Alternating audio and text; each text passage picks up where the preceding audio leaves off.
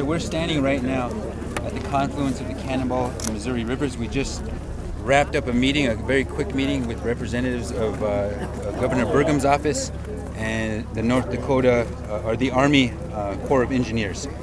And it's clear that the Army Corps of Engineers would like to come in and do an assessment of the property. Hundreds of the campers of the Oceti Sakowin campsite have come up to negotiate the terms under which that assessment could take place.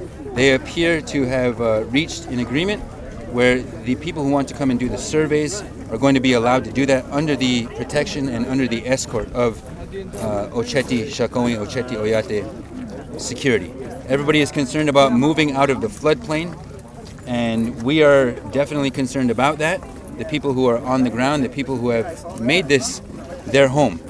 But it's also interesting to note that the North Dakota's governor has ordered an immediate evacuation, and it doesn't appear that he has the authority to do that, because the past governor, Dalrymple, also ordered the exact same thing. But that authority to do forcible evacuations rests with the Army Corps of Engineers, and they need to reach out to North Dakota law enforcement and North Dakota National Guard.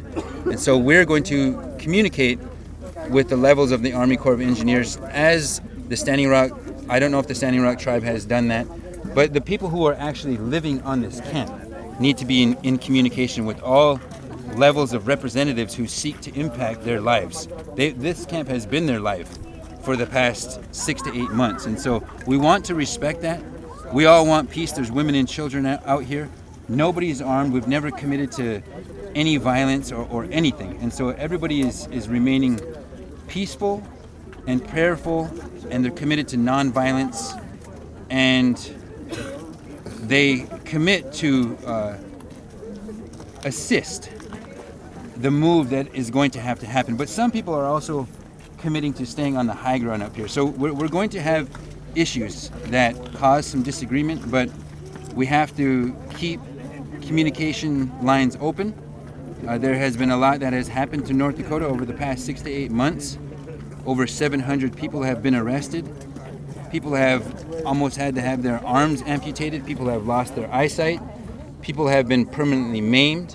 People have had their lives put at unnecessary risk and danger by the water cannons that were administered by North Dakota law enforcement.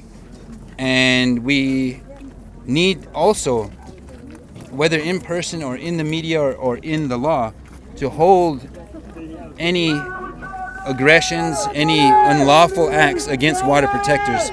We need to hold the perpetrators accountable. And so that's one thing that we want to be clear about, is justice doesn't pick any sides. If the water protectors have done something wrong, then they need to be held accountable for that as well.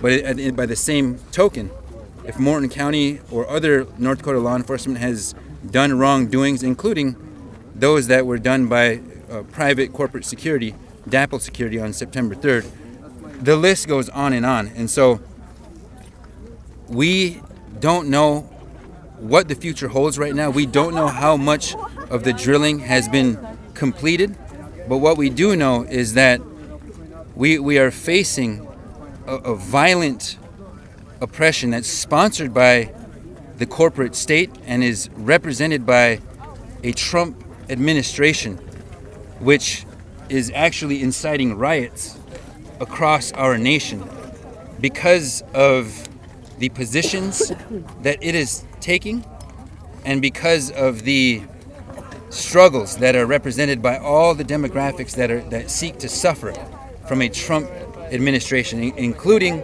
Native nations, including all black lives, including all women, all women's rights, including all people who are declared illegal human beings, including the entirety of the Muslim faith, which is being discriminated against in those 7 countries, including Mother Earth, whose resources are not respected in the modern economic worldview.